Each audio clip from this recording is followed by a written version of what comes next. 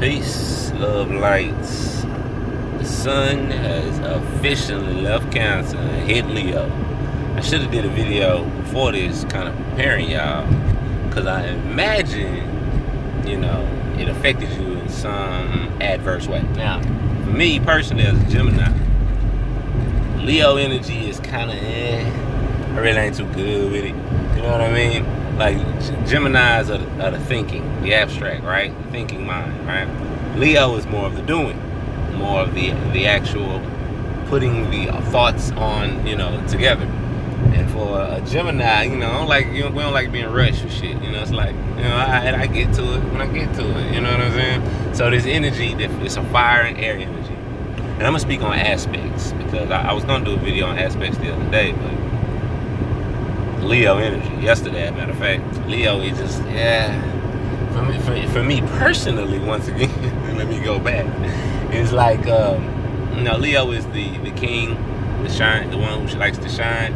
Someone such as myself, like my son is in my 8th house. I kind of like being in the cut, you know what I mean? I just like to kind of chill. I don't really want to be in front. That's why I don't try to do videos to, ascertain to anyone's particular views. I just say what the fuck I want to say, because I really ain't trying to just get a lot of subscribers and all that other shit. It's really just not my thing, you know what I'm saying? I don't know, it's just how I am. I'm a Gemini. Now, as a Gemini, I need to conquer, as I've told y'all before, Virgo, right? The three signs ahead of you. So part of putting your thoughts down on paper, that would be the Virgo energy. Putting the work down on paper, right? Is being proud of what you can do, or what or what you can create, or whatever. And that would be the Leo energy. So you see what I'm saying? You have to master the Cancer. For me, Cancer, Leo, Mars energy. I mean, Virgo energy. So for the Cancer, for the Gemini, right? Geminis think abstract, right? They know how to see both sides of a situation. Okay. Geminis may know how to, give advice to people on how to take care of something theoretically. But the actual doing, as I was saying, like Gemini need to learn Cancer.